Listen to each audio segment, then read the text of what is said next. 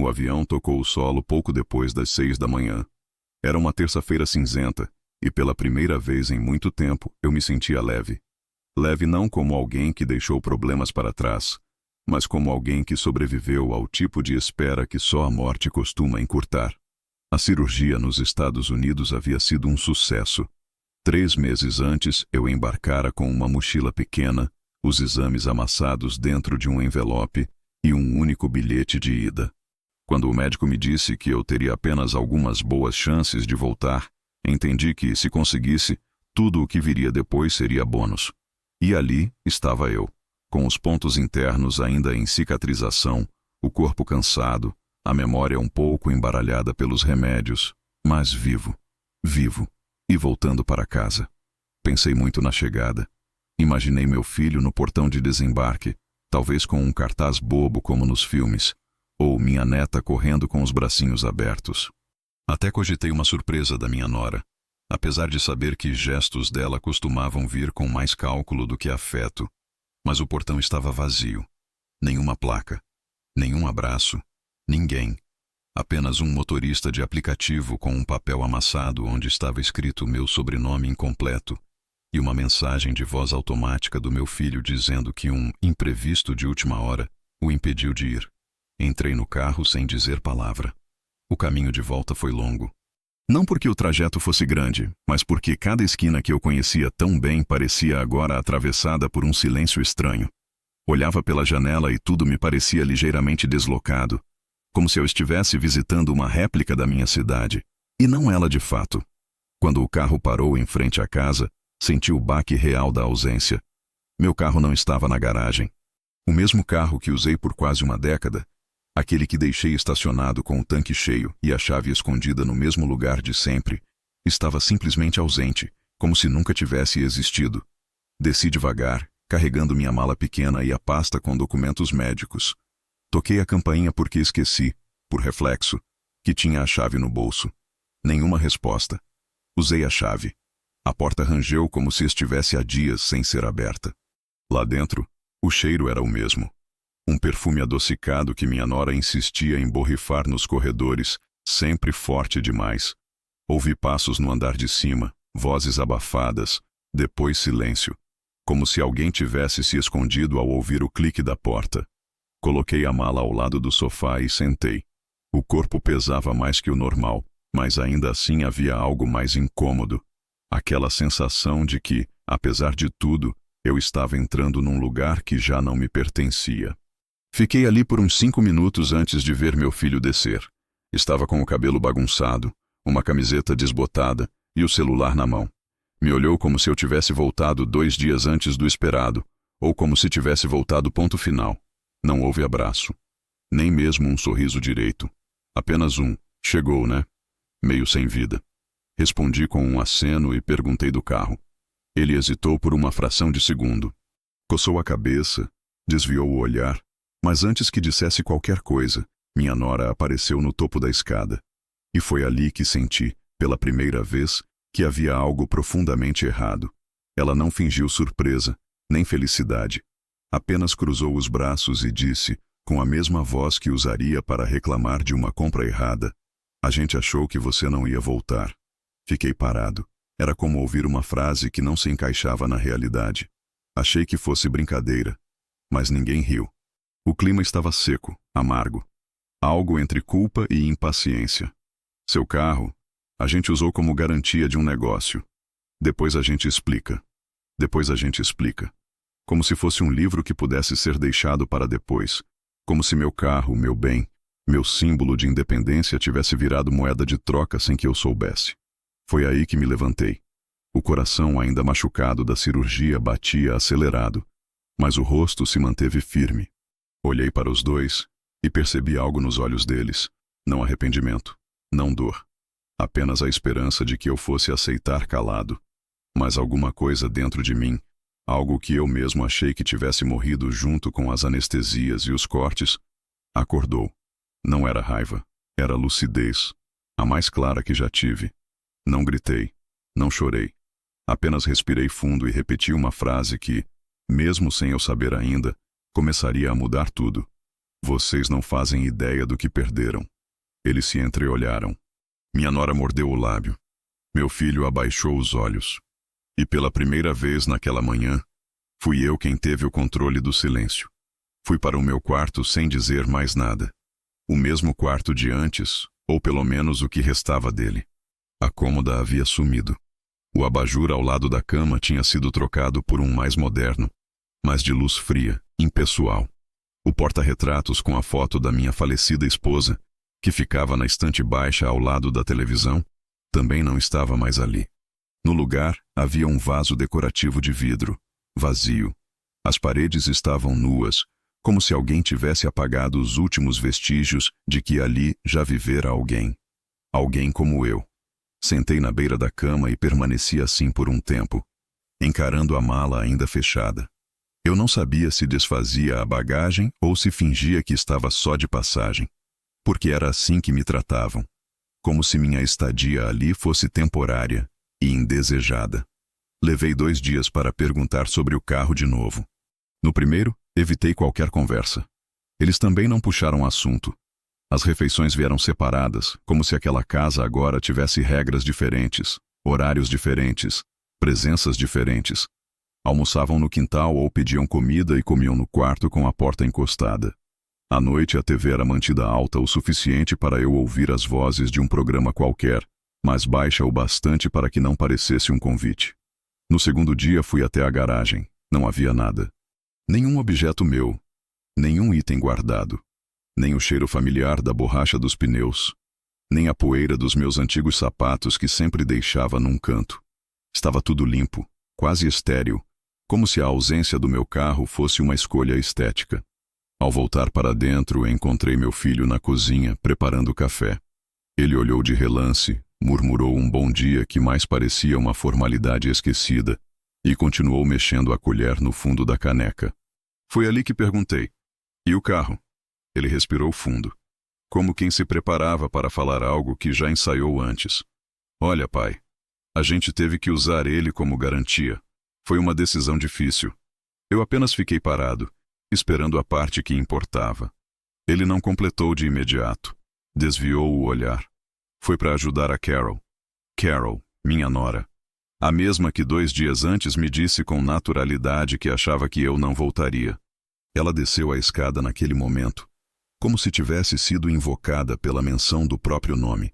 Segurava uma bolsa preta, brilhante, com um logo dourado que eu não reconhecia, mas que parecia cara só pelo jeito como ela a segurava, como se fosse um troféu. Ela não hesitou.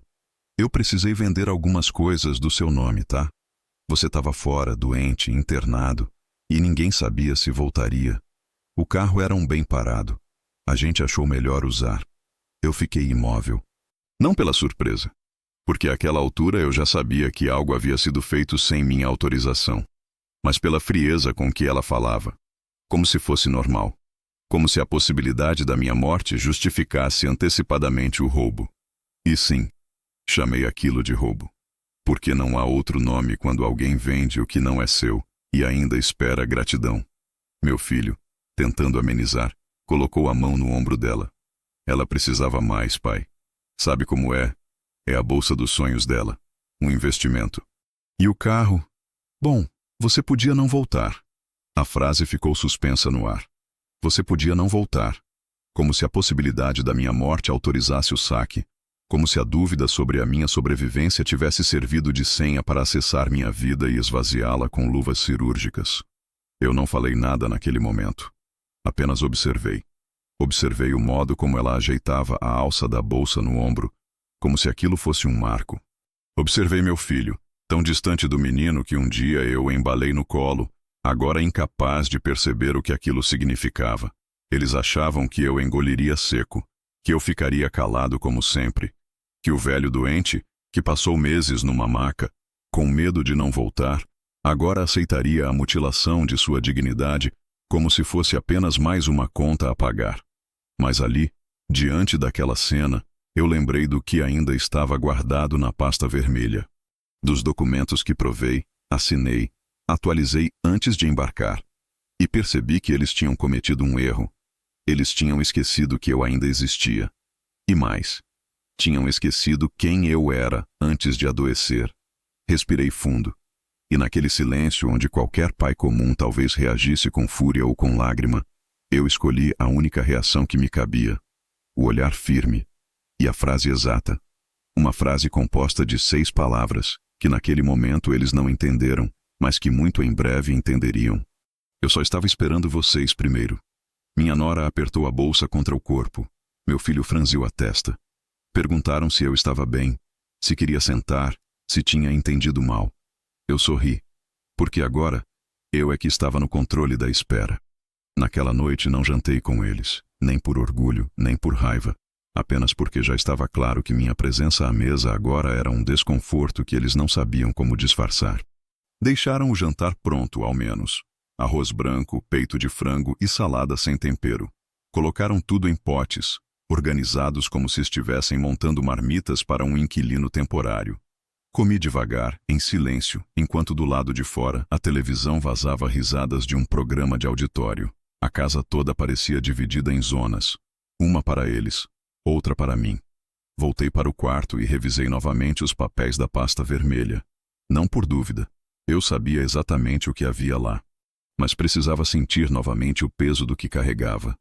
Documentos de registro do carro. Apólices de seguro em meu nome. Comprovantes de que o veículo era propriedade exclusiva minha, mesmo que estivesse estacionado há meses embaixo daquela laje. E mais importante, o extrato da conta onde, por precaução, eu havia deixado registrada uma procuração de bloqueio automático em caso de movimentação não autorizada. A última atualização da movimentação bancária tinha um nome: Loja Maison Privé. Valor: R$14.800. Demorei exatos 5 minutos pesquisando no celular para descobrir do que se tratava. Uma bolsa, de couro legítimo, importada da França, com tiragem limitada. E, para completar a ironia, em promoção no Instagram da loja com a frase: uma peça que representa status e exclusividade. Na manhã seguinte, sentei na varanda com uma caneca de café ralo e observei o portão. Esperava ver meu carro entrando. Num lampejo de consciência, arrependimento, ou talvez fingida boa vontade. Não aconteceu. No lugar, vi minha nora sair com a tal bolsa pendurada no ombro, óculos escuros demais para a claridade daquela hora, salto fino e expressão de quem não tinha nada a esconder. Sorriu para mim de canto de boca. Não era afeto. Era a vitória de quem achava que tinha vencido uma corrida na qual o outro nem sabia que estava inscrito. Resolvi encarar de frente. Carol. Falei o nome como se fosse novo. Ela virou o rosto, surpresa por eu tê-la chamado. Sobre o carro. Comecei. Ela cruzou os braços, como quem já está armada para o conflito. Mas a expressão dela me deu certeza de uma coisa. Ela não tinha a menor intenção de se desculpar. Você estava fora, ela disse. A gente não sabia se ia voltar. Os boletos estavam acumulando. Eu perdi um contrato importante. Eu precisava de algo que me lembrasse que a vida continuava. Algo para mim. E aquela bolsa... Bom, era uma oportunidade. Ela disse isso como quem justifica comprar flores depois de um enterro, como se a possibilidade da minha morte fosse um direito tácito de se apropriar de tudo. Você usou meu carro, falei, sem falar comigo, sem esperar, sem pensar que eu poderia voltar. Ela deu um passo à frente. Eu achei que você fosse morrer, disse com a mesma naturalidade com que se pede açúcar emprestado ao vizinho. Não houve tremor na voz. Nenhuma hesitação, nenhuma sombra de arrependimento. E mesmo que voltasse, ela completou. Um carro parado não serve para muita coisa. Já o que eu comprei com ele, bom, tem valor, tem retorno. Valor, retorno. Aquilo não era só um erro, era filosofia, uma convicção. E o pior, meu filho concordava. Mais tarde, naquele mesmo dia, ele se sentou comigo no quintal. Tentou falar de forma branda, como se fosse possível embrulhar um espinho com fita de cetim. Pai, a Carol não fez por mal. Ela só estava desesperada e... Olha, convenhamos, era só um carro. Você nem ia mais dirigir, né? Só um carro. Não, não era só um carro. Era o carro que comprei no ano em que me aposentei. Era onde levei minha esposa para o hospital nas madrugadas mais difíceis. Onde ensinei meu neto a andar de bicicleta, acompanhando de lado com o porta-malas aberto. Era onde deixei uma caneta dentro do porta-luvas com meu nome gravado, um presente do meu antigo trabalho. Era onde dormi uma madrugada inteira depois da briga mais feia que tive com meu filho, justamente por tentar ajudá-lo. Não era um carro. Era a parte do mundo que ainda respondia a mim. Era o que restava da minha independência, mesmo com a saúde cambaleando. E eles tinham vendido isso como quem troca figurinhas raras por uma embalagem bonita. Eu respirei fundo. Não deixei a raiva vazar. Eu já não estava mais no terreno da raiva. Estava num nível abaixo, mais profundo.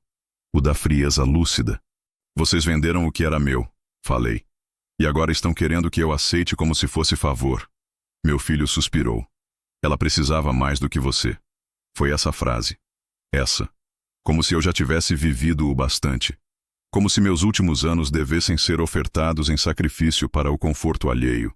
Eu levantei. Olhei para ele e, pela primeira vez, vi o adulto que meu filho se tornara. E me perguntei, onde foi que ele aprendeu a medir valor humano assim? Não esperei resposta. Entrei, fui até meu quarto, travei a porta e abri minha pasta vermelha mais uma vez. Eles ainda não sabiam, mas aquela venda da qual se orgulhavam, aquela decisão corajosa que tomaram enquanto eu lutava pela vida num hospital em outro país, era mais frágil do que pareciam pensar. Muito em breve, iriam entender o que significa mexer com a dignidade de um homem que ainda está vivo. Naquela madrugada, demorei para adormecer. Fiquei deitado por horas, ouvindo o som abafado do filtro da geladeira. E de tempos em tempos, os passos de alguém atravessando o corredor com meias. Era o tipo de silêncio que machuca não pelos ruídos, mas pela ausência de palavras que deveriam ter sido ditas. Aquelas que esperam por um pedido de desculpas, por uma frase de acolhimento, ou ao menos um reconhecimento de que algo ali havia passado do limite. Mas não houve nada. Nem um toque na porta, nem uma bandeja de café, nenhuma tentativa de reparar. Apenas o mesmo silêncio onde eles pareciam torcer para que eu desaparecesse por cansaço. E é estranho, sabe? Porque você passa a vida toda ensinando seu filho a não mentir, a ajudar os outros, a não passar por cima de ninguém. Ensina com o prato dividido, com as noites sem dormir, com as promessas que se cumpre mesmo quando ninguém mais está olhando. Ensina pelo exemplo. E quando ele cresce, você acredita que esses gestos ficaram marcados em algum lugar. Que há uma bússola interna que o impede de trair você, o próprio pai, mesmo que o mundo diga o contrário.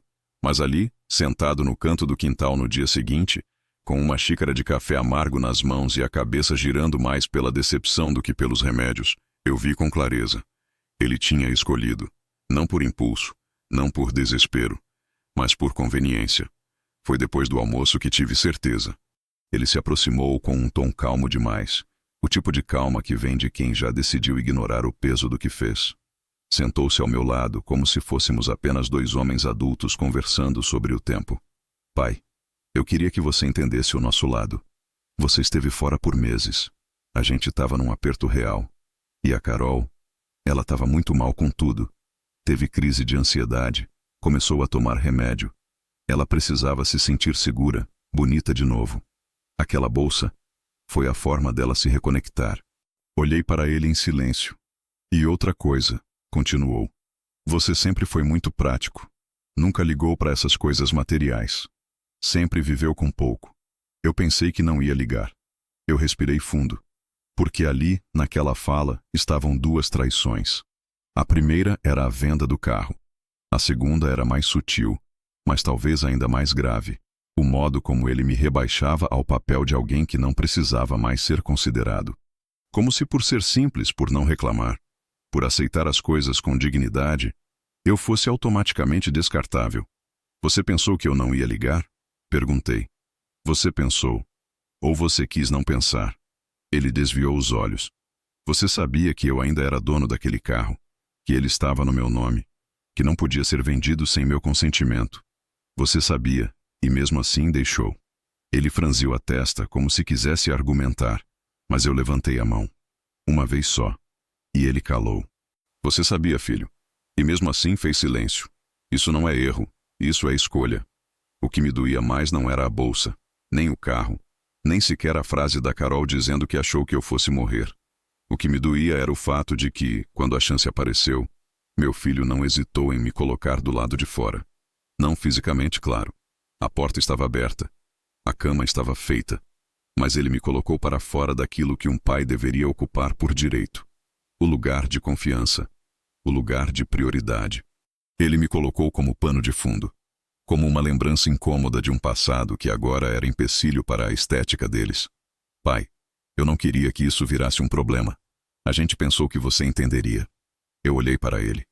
E por um momento me forcei a enxergar o menino que eu carregava nos ombros quando ele tinha medo do escuro. O mesmo menino que, aos 9 anos, escreveu um bilhete me agradecendo por ter consertado sua bicicleta com arame e fita isolante. Mas esse menino já não existia. No lugar, havia um homem feito, acomodado, que escolhia tapar os olhos sempre que a mulher levantava a voz contra o pai dele. Ali mesmo, sentei ereto, com a xícara entre as pernas e a cabeça baixa, e sem encará-lo diretamente, falei com a calma mais fria que já usei na vida. Você deixou a Carol tirar de mim uma das poucas coisas que eu ainda tinha. E quando teve a chance de me defender, escolheu o lado dela. Ele abriu a boca, mas não falei para que ele escutasse. Falei porque eu precisava ouvir minha própria voz dizendo em voz alta o que o coração já tinha compreendido. Eu sobrevivi a uma cirurgia com menos de 40% de chance de vida. Voltei andando, respirando, carregando minha dignidade. E você, a primeira coisa que me oferece, é o desprezo. Ele tentou se justificar. Pai, não é desprezo. É só... É que a gente achou... Achou que eu era o quê? Substituível? Ele não respondeu. Apenas se levantou devagar e entrou de volta na casa. Aquela foi a última vez em que o vi tentar me convencer de alguma coisa com palavras. Depois disso, a comunicação se resumiria a indiretas, olhares atravessados, pequenos silêncios. Eles ainda achavam que estavam por cima, que o silêncio era minha aceitação. Mal sabiam que era apenas o intervalo entre o que fizeram e o que eu faria. Na manhã seguinte, eles estavam rindo. Sentados à mesa da cozinha, meu filho e minha nora tomavam café e compartilhavam alguma piada interna. Eu os ouvi antes mesmo de sair do quarto. A risada dele era abafada, como quem tenta manter o tom baixo por educação. Mas o dela era aberto, agudo, sem nenhum traço de culpa. Era o tipo de riso que só floresce quando a consciência já foi anestesiada há tempo demais. Eu fiquei parado por um instante, com a mão na maçaneta, ouvindo como quem ouve um idioma que um dia falou fluentemente, mas do qual foi banido. Não havia uma pausa, um gesto, um espaço para que a minha presença voltasse a caber ali. Permaneci assim por uns 5 minutos. Depois empurrei a porta com a delicadeza de quem já sabe que não é esperado. Ao entrar na cozinha, o riso cessou como se alguém tivesse desligado o som. Ela fingiu procurar algo na bolsa. Ele limpou a boca com um guardanapo sem sequer olhar para mim. Eu puxei uma cadeira e me sentei devagar. Não por fragilidade, mas por controle. Porque naquele momento, eu ainda era, oficialmente, o homem mais calado da casa.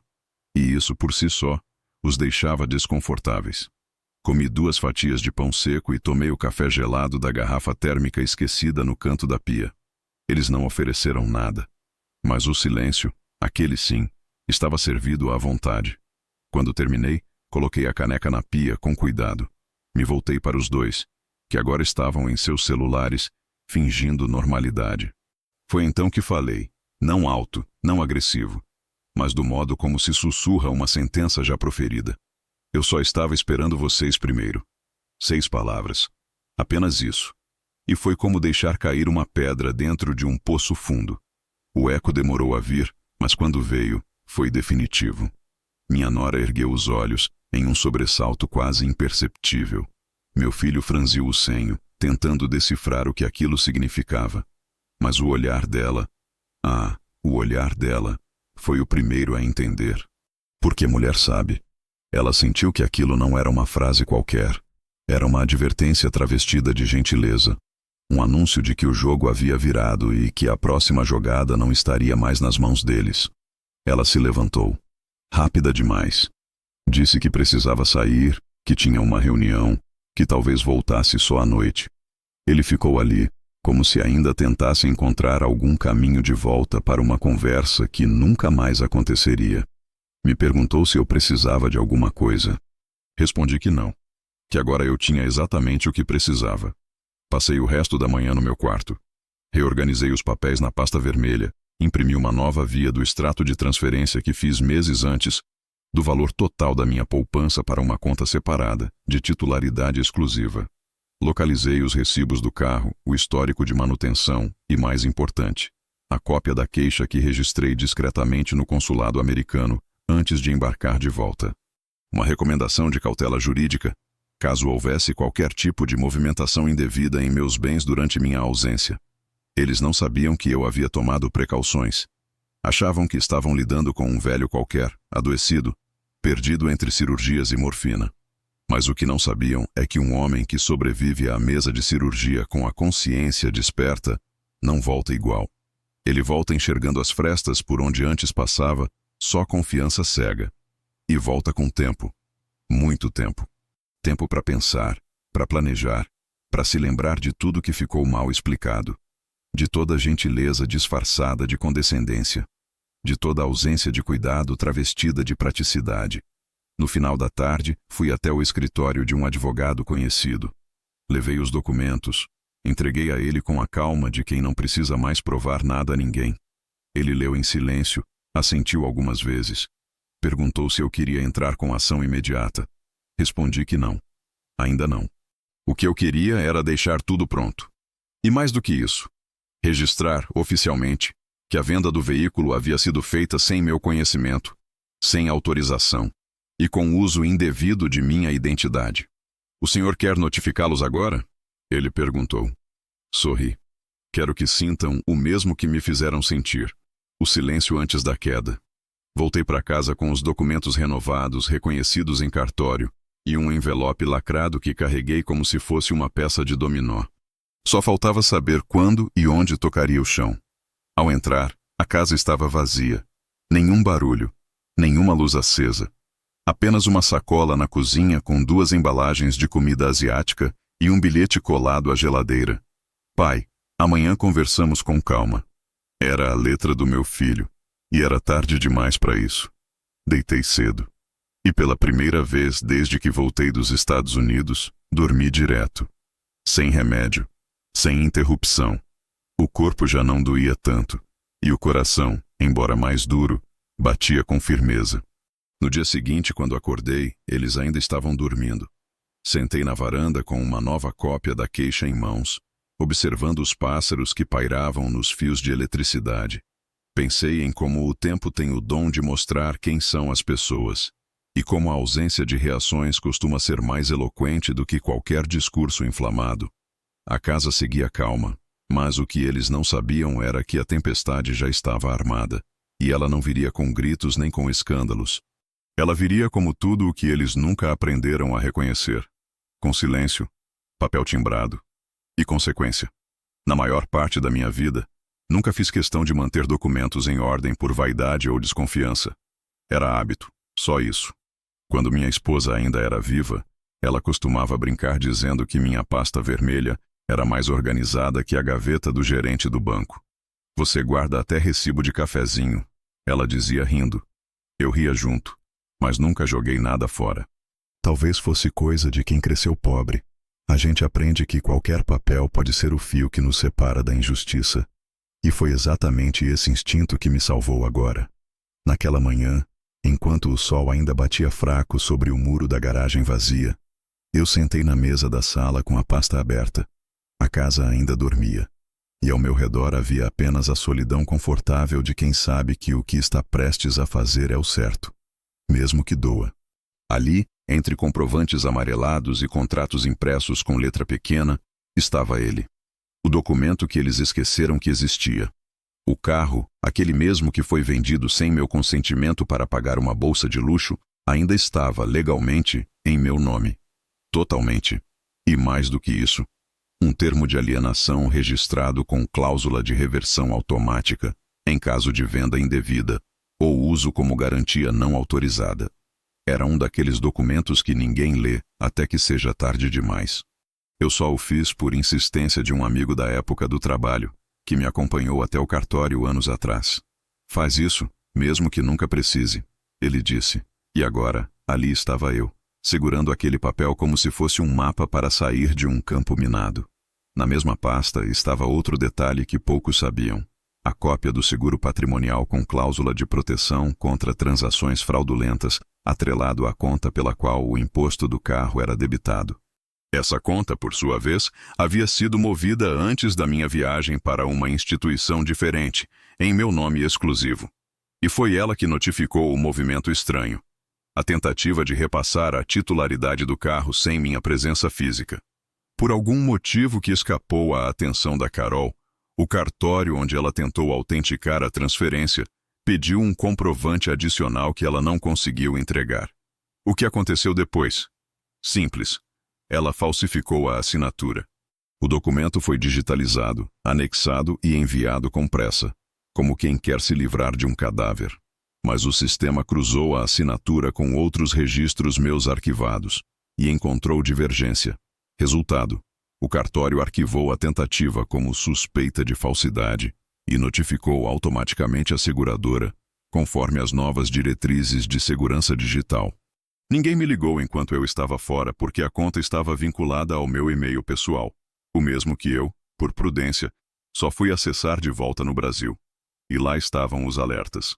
3 e-mails com prazos de resposta, um relatório técnico e um pedido para confirmar se eu reconhecia a transação. Respondi de forma breve: não reconheço. Estou vivo. Estou de volta. Com isso, bastou uma visita ao escritório jurídico da seguradora e 2 assinaturas para abrir a contestação oficial por uso indevido de bem patrimonial. O processo corria de forma silenciosa, mas inevitável. E o mais importante, eu já sabia onde o carro estava. Uma revendedora de veículos de alto padrão no centro da cidade. Estava anunciado como seminovo único dono, com valor inflado e descrição falsa. A bolsa que ela comprara estava em promoção nas redes sociais da loja. Ironia. Ambos os objetos, o carro e a bolsa, estavam lado a lado em vitrines virtuais como troféus da esperteza dela. Mas o que ela não imaginava era que o primeiro já estava sob reintegração judicial. E o segundo? Bom, o segundo carregava em si a própria prova da fraude, porque um dos extratos bancários que imprimi mostrava claramente a origem da compra, a conta que usava meu CPF como base. Eles sabiam disso? Duvido. Eles estavam tão certos da impunidade que esqueceram de cobrir os rastros. No final da tarde, quando meu filho chegou em casa, eu estava sentado na sala, com os papéis organizados sobre a mesa de centro. Ele estranhou. Tentou quebrar o clima com um "tudo bem por aqui?", mas minha resposta foi o silêncio. Um silêncio que começava a se tornar, aos poucos, uma linguagem própria, uma forma de comunicar que já não havia mais conversa possível. Ele se sentou de frente para mim. "Pai, eu sei que a gente errou, mas..." Carol estava desesperada. Ela tem esse jeito meio impulsivo. "Você conhece. Você sabe que, no fundo, ela não queria te machucar." Eu apenas empurrei um dos papéis para frente. Ele olhou, leu com pressa, depois ficou branco. O título era claro: Notificação de contestação patrimonial por uso indevido de bem móvel registrado. Assinado, reconhecido em cartório, protocolado. "Isso é sério?" ele perguntou. "Mais do que vocês pensaram que eu fosse." Ele gaguejou. Tentou tocar os outros documentos. Eu puxei de volta. "Esses são meus", disse. "Vocês não tocam mais no que é meu." Ele respirou fundo. "Pai, isso vai prejudicar a gente." Eu sorri. "Eu também achei que vocês fossem me prejudicar, e mesmo assim, seguiram em frente." Foi só então que percebi. A Carol estava na escada, parada no meio do degrau, com a bolsa no ombro, ouvindo tudo. A alça da bolsa escorregava lentamente, como se até o couro soubesse que não tinha mais onde se sustentar. Ficamos em silêncio. Eu, o pai. Ele, o filho. Ela, a oportunista. Todos imóveis diante de algo que parecia pequeno, mas era definitivo. A lembrança de que ainda existiam leis, de que ainda existia justiça, de que ainda existia um velho com uma pasta vermelha, e memória intacta. E naquele instante, sem precisar levantar a voz, sem ameaçar, sem tocar em nada, eu tinha devolvido a eles exatamente o que me tiraram, a certeza de que não estavam no controle. Depois daquele dia, Algo dentro de mim mudou de posição. Não sei se foi a esperança que desceu um degrau, ou se foi a lucidez que subiu ao andar de cima, mas passei a andar pela casa como quem observa um cenário de crime, em que o culpado deixou as digitais por preguiça.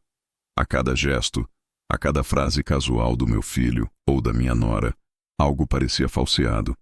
Eles estavam mais cuidadosos, mais cautelosos. A bolsa de luxo desapareceu do braço dela. Os sorrisos forçados surgiram com mais frequência, e as perguntas mudaram de tom. Não mais como você está, mas você vai sair hoje? Vai ao banco? Vai mexer em mais alguma coisa? Notei tudo, e como quem se prepara para uma travessia com o mar revolto, comecei a catalogar os ventos. Foi numa quarta-feira à tarde que tomei uma decisão simples. Fui ao banco. Não aquele em que costumava movimentar a aposentadoria. Fui ao outro, o mesmo onde havia deixado uma pequena quantia, num fundo esquecido antes de viajar. Era uma conta antiga que havia usado para guardar reservas. Pensei que no máximo teria uns 2 ou 3 extratos para atualizar. Mas o que encontrei foi algo que me gelou o estômago. Havia 2 empréstimos abertos, ambos no meu nome. Um deles feito enquanto eu ainda estava fora. O outro, dias após meu retorno. Pedi detalhes. O atendente, um rapaz com boa vontade e sobrancelhas grossas, digitou por alguns minutos e depois hesitou. Senhor, essas operações foram autorizadas por aplicativo, com reconhecimento facial. Meu coração bateu devagar. Eu não usava aplicativo de banco. Nunca usei. Meu celular mal acessava o e-mail. Reconhecimento facial? Aquilo só podia significar uma coisa. Alguém tinha usado uma imagem minha, uma foto talvez, para cadastrar um novo dispositivo. Voltei para casa com a sensação de que tinha deixado uma porta aberta e alguém passara dias mexendo em tudo que era meu.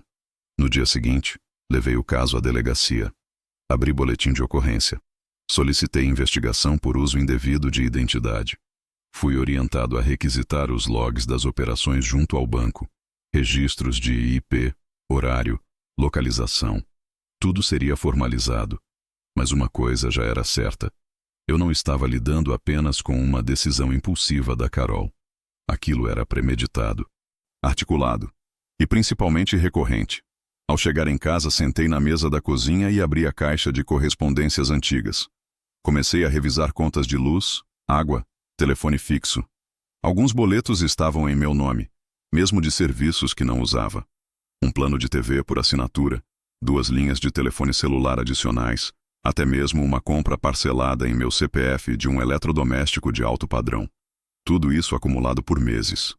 Alguns boletos vencidos, outros quitados, provavelmente pagos por eles para manter as aparências. Mas todos com algo em comum. O rastro da minha assinatura digital falsificada. E quanto mais eu cavava, mais surgiam pistas. Aquele velho ditado, quem procura acha, nunca pareceu tão preciso. Mas ali não era só achar. Era como escavar uma cova que haviam começado enquanto eu estava na mesa de cirurgia. Então veio o que mais doeu.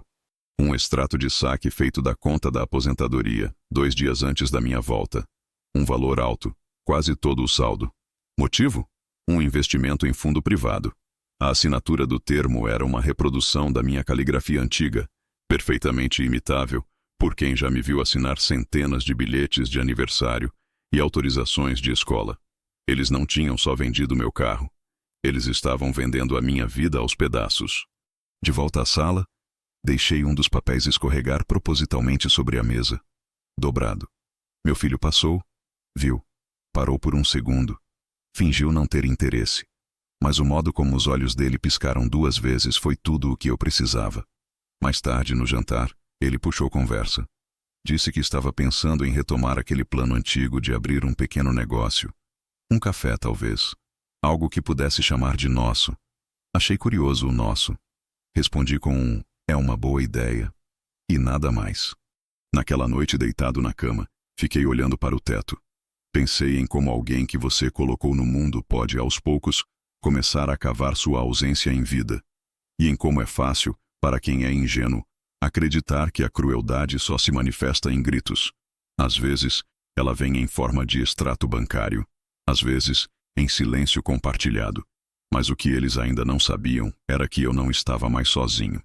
A delegada que me atendeu, uma mulher direta, cabelos presos, olhar firme, havia me dado seu contato pessoal. O advogado que protocolou os documentos do carro agora cuidava também da recuperação de valores. E o banco? O banco já tinha disparado o alerta interno. Possível fraude por pessoa próxima. A próxima etapa não seria mais minha. Seria deles. Enfrentar a consequência. Porque eu não era um velho confuso tentando entender onde foi parar o carro. Eu era um homem lúcido e finalmente acordado. Demorou exatos 6 dias. E quando finalmente bateu, não veio como em filme, com sirenes ou gritos. Veio do jeito que as consequências verdadeiras chegam. Discretas, formais, irreversíveis. Eram pouco mais de 9 da manhã quando o interfone tocou. Eu estava na varanda tomando meu café morno, enquanto observava o céu cinzento que começava a se abrir.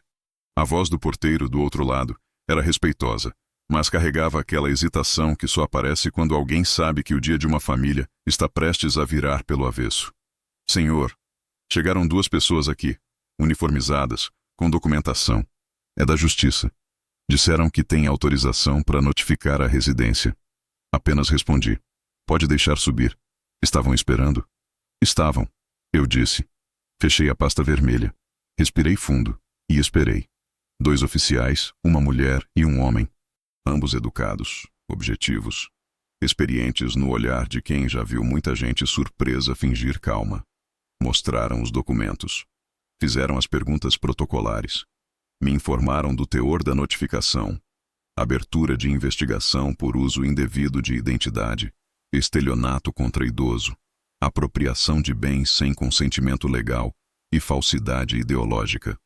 A notificação era destinada à minha nora, mas incluía meu filho como conivente.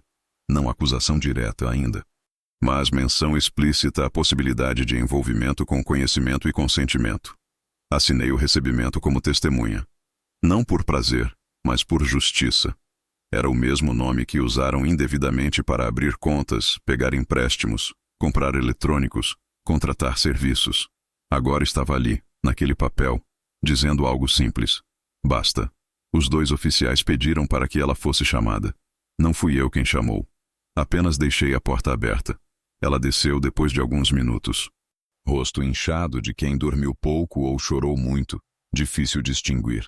Usava um moletom largo, sem maquiagem, sem os anéis de sempre. Quando viu os 2 na porta, parou no último degrau, tentando entender se aquilo era real ou só um pesadelo com hora marcada. O homem explicou com calma. A mulher estendeu o envelope. Minha nora tentou balbuciar algo, mas a frase saiu como quem engasga com as próprias certezas. Ela pegou o papel, leu os primeiros parágrafos e os olhos se arregalaram. Isso é sério? Perguntou. A oficial respondeu com algo que eu nunca vou esquecer. Senhora, quando se trata da dignidade de alguém, tudo é sério. Ela se virou para mim. Procurou alguma brecha, algum gesto, algum fiapo de compaixão. Mas o que encontrou foi apenas meu silêncio. O mesmo silêncio que ela usou quando pegou meu carro. O mesmo que meu filho escolheu quando autorizou os saques. O mesmo que a casa cultivou como um clima, um modo de vida, uma forma de manter as aparências enquanto consumia o que era meu. Ela chamou pelo meu filho. Gritou por ele. Quando ele apareceu no corredor, camisa amassada, celular na mão, olhos cansados, viu a cena como quem entra atrasado num filme que não entende. Tentou bancar o indignado. Falou em exagero, mal entendido, família. Mas nenhuma das palavras fez efeito. Ele olhou para mim. Esperava a reação. Esperava que eu quebrasse o feitiço com uma fala conciliadora. Talvez vamos conversar entre nós. Mas não veio nada, porque já havia se esgotado o tempo da conversa. A oficial explicou o procedimento. Entregou o segundo envelope. Informou que, a partir daquele momento, as movimentações financeiras estariam sob auditoria e que qualquer tentativa de dissipação de bens vinculados à investigação poderia agravar o processo. Depois que saíram, ninguém falou por horas. A casa ficou silenciosa como nunca. Nem a televisão ligada, nem passos nos corredores. Apenas o ranger ocasional da madeira da escada, como se até ela soubesse que havia algo irrecuperável no ar. Ao fim da tarde, ouvi batidas leves na porta do meu quarto. Não respondi. A maçaneta girou devagar. Era meu filho. Entrou com cautela, como se eu fosse um animal acuado prestes a atacá-lo. Mas eu não era isso. Eu era apenas um homem velho, cansado de ser tratado como peso, que decidiu lembrar ao mundo que ainda tinha nome. Ele sentou na poltrona ao lado da cama. Baixou os olhos. Respirou fundo. Disse sem me encarar: "Você precisava mesmo fazer isso?" Fiquei em silêncio por um instante. E depois, com a voz firme, respondi: "Não. Eu precisava apenas sobreviver. O resto vocês fizeram sozinhos." Ele não disse nada. Ficou ali mais alguns minutos e saiu. No dia seguinte começaram os telefonemas. Primeiro de números desconhecidos, depois de amigos em comum, parentes distantes, gente que até poucos dias não lembrava que eu existia.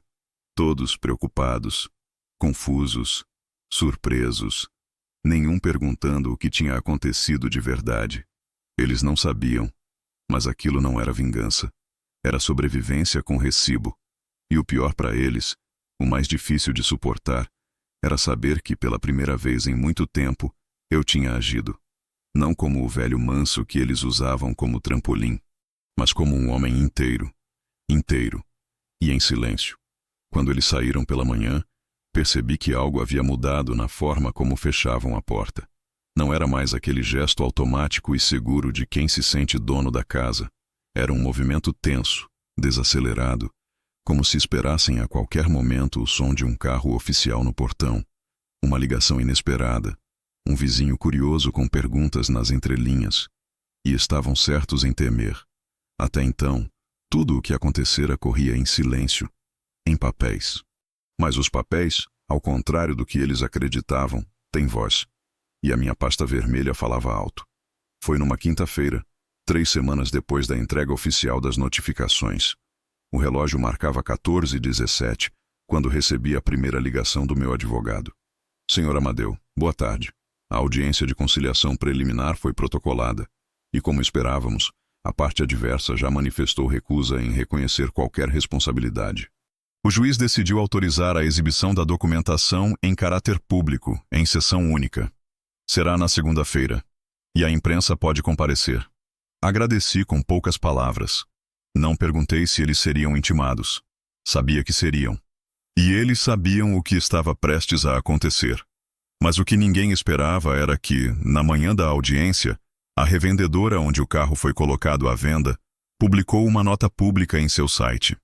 "Informamos que retiramos de nosso catálogo o veículo modelo tal, ano tal, por estar envolvido em uma disputa judicial por titularidade e possível fraude."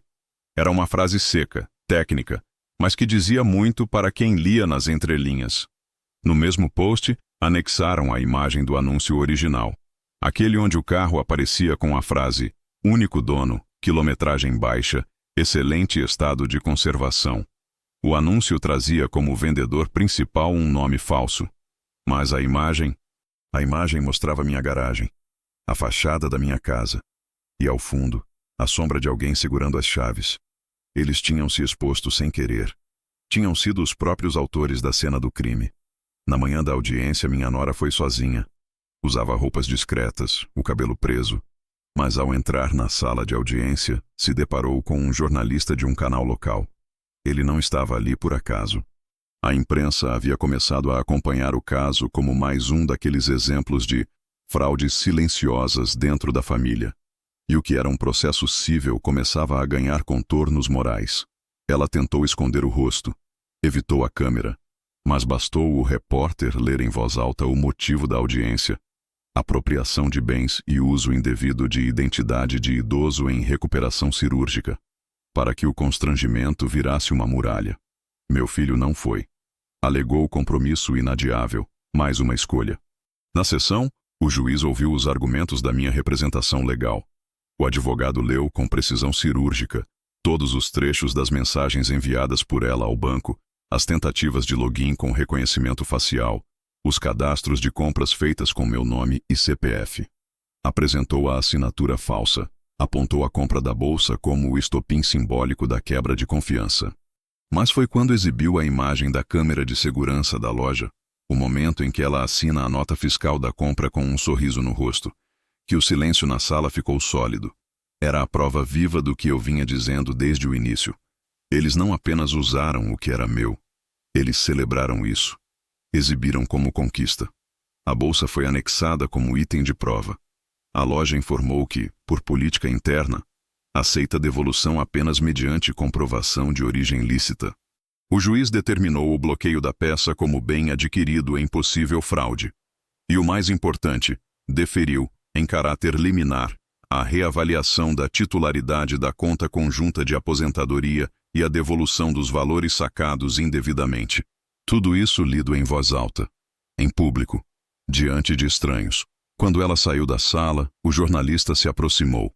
Perguntou se gostaria de dar sua versão. Ela respondeu com uma frase tremida. Foi um mal-entendido familiar. O vídeo foi publicado no mesmo dia. A repercussão foi imediata. Os comentários não foram piedosos.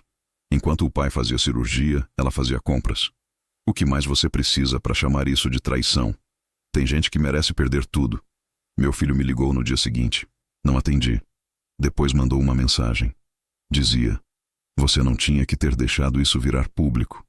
Eu li. Respirei fundo. E deletei sem responder. Naquela noite fiz algo que não fazia há meses. Fui à padaria do bairro. Pedi um café e um pão na chapa. O atendente, um rapaz jovem, olhou para mim e disse: o senhor é o pai do caso da bolsa, né? Força aí, viu? O senhor tá certo. Não respondi. Só sorri. Porque ali, naquele comentário despretensioso, havia mais reconhecimento do que recebi da minha própria casa nos últimos anos. Eles queriam status. Queriam conforto. Queriam aparência. Usaram o meu nome para isso. Agora meu nome estava ali, estampado nas manchetes. Mas não como vergonha. Como símbolo de alguém que se recusou a ser engolido em silêncio. O que eles compraram com o meu sacrifício agora era escárnio público. E mesmo que tentassem apagar a história, já era tarde. Porque a queda, quando vem por orgulho, não precisa de empurrão. Só de altura suficiente. A casa ainda era a mesma, mas já não tinha o mesmo som. O corredor onde eu ouvia risadas abafadas agora respirava um silêncio que não me incomodava mais. Pela primeira vez desde que voltei dos Estados Unidos, consegui andar de quarto em quarto sem sentir que invadia uma propriedade alheia. A diferença? Não estava mais tentando ser aceito ali. Estava apenas encerrando um ciclo. Meu filho e minha nora haviam se mudado 2 dias após a audiência. Disseram que precisavam de espaço, que o ambiente estava insustentável e que não dava mais para continuar sob o mesmo teto. Eu apenas assenti. Não discuti, não pedi explicações. Apenas desejei que levassem tudo o que era deles e torci, em silêncio, para que aprendessem a diferença entre viver com alguém e viver às custas de alguém. Eles deixaram a casa na pressa de quem foge do rastro da própria consciência. Levaram roupas, aparelhos eletrônicos, até talheres, mas deixaram para trás aquilo que realmente importava: o respeito. Esse nunca fizeram questão de embalar. Eu caminhei até o quarto deles e vi a cama desfeita, a parede onde antes havia quadros agora marcada por pregos vazios. No chão, uma caixa com restos de papéis rasgados, entre eles, uma folha que reconheci imediatamente. O primeiro contrato de abertura da conta conjunta, aquele que assinamos quando meu filho ainda dizia que só queria cuidar do meu futuro. Senti um aperto breve, mas não chorei. A dor já tinha passado. O que ficou foi clareza. Passei os dias seguintes reorganizando a casa como quem limpa o terreno após um incêndio. Joguei fora tudo o que me lembrava de promessas não cumpridas. Abri as janelas. Comprei flores simples. Mudei a mobília de lugar. A televisão, que antes ficava ligada para fingir alegria, agora permanecia desligada. E a paz que isso trazia não podia ser comprada com nenhuma bolsa de grife. Na semana seguinte, recebi a ligação da promotoria. A investigação seguia. Os bens estavam em processo de bloqueio. E o banco confirmou que a restituição parcial dos valores já havia sido aprovada. A funcionária me parabenizou pela coragem de formalizar algo que muitos deixam passar. Agradeci. Não pela vitória, porque aquilo não era um troféu. Era reparação. 2 dias depois, encontrei o mesmo jornalista que havia coberto a audiência. Ele estava fazendo uma matéria sobre fraudes dentro de famílias e queria minha autorização para usar o caso como exemplo, mantendo meu nome em sigilo. Sorri. Pode usar meu nome. Eles usaram tanto que agora me pertence por inteiro. Mas o que selou meu recomeço não foi o processo nem a devolução do dinheiro. Foi a manhã em que recebi uma carta simples, sem remetente, manuscrita com letra vacilante. Era da Carol. 2 páginas. Um pedido de desculpas que não soava como desculpa, soava como tentativa de sobrevivência social. Dizia que não imaginava que tudo fosse chegar tão longe, que se soubesse que eu iria reagir, teria feito tudo diferente. Que jamais me odiou, mas que se perdeu no meio das necessidades do momento. Não respondi. Na semana seguinte, veio uma mensagem do meu filho, um áudio, na verdade. 32 segundos. Voz baixa, travada, distante. Dizia que estava com dificuldades, que a nova casa era pequena, que as contas estavam acumulando, que a vida parecia cruel demais com quem só tentou fazer o melhor que podia. Apertei o botão de arquivar, porque o que ele não entendeu, e talvez nunca entenda, é que a crueldade não está no resultado, está no gesto, está em quem, vendo um pai doente, decide que sua ausência é mais útil do que sua presença. Está em quem transforma uma sobrevivência em prejuízo. Está em quem, podendo escolher o amor, escolhe o saque. Naquela mesma tarde, fui até a imobiliária. Assinei o início do processo de venda da casa. Uma casa pode ser lar, mas também pode ser prova material de uma época que precisa acabar. Com o valor, comprei um pequeno apartamento térreo em uma cidade do interior. Nada luxuoso. 2 quartos, varanda com rede, e uma vista modesta para um jardim comunitário. Um lugar onde ninguém sabe meu nome completo. Onde ninguém pergunta, o senhor é o pai do caso da bolsa? E onde meu sobrenome não é dívida, escândalo ou manchete. A mudança foi tranquila. Levei pouca coisa. A pasta vermelha, uma cadeira antiga que era da minha esposa, e o quadro com a foto dela sorrindo. O único objeto que ainda carregava sem peso. Hoje, caminho pelas ruas com passos leves. Cumprimento vizinhos que não sabem minha história. E isso, mais do que perdão ou justiça, é liberdade. Faço café no coador. Leio o jornal impresso. Cuido das plantas da varanda com a paciência de quem já foi cortado demais e aprendeu a crescer de novo, folha por folha. Às vezes penso nos 2. Não com rancor, mas com uma frieza necessária. Penso em como confundiram silêncio com fraqueza, paciência com submissão, amor com obrigação. E penso em como é fácil destruir uma ponte que alguém levou a vida inteira para construir. Mas não desejo vingança, porque o que mais os incomoda é justamente isso. Saber que eu segui em frente, que não me curvei, que não implorei, que não voltei. E acima de tudo que nunca mais vou atender o interfone esperando por visita deles. Na parede do novo apartamento coloquei uma única frase emoldurada. Simples, direta, definitiva. Ninguém perde o que abandona primeiro. E foi assim que recomecei, inteiro,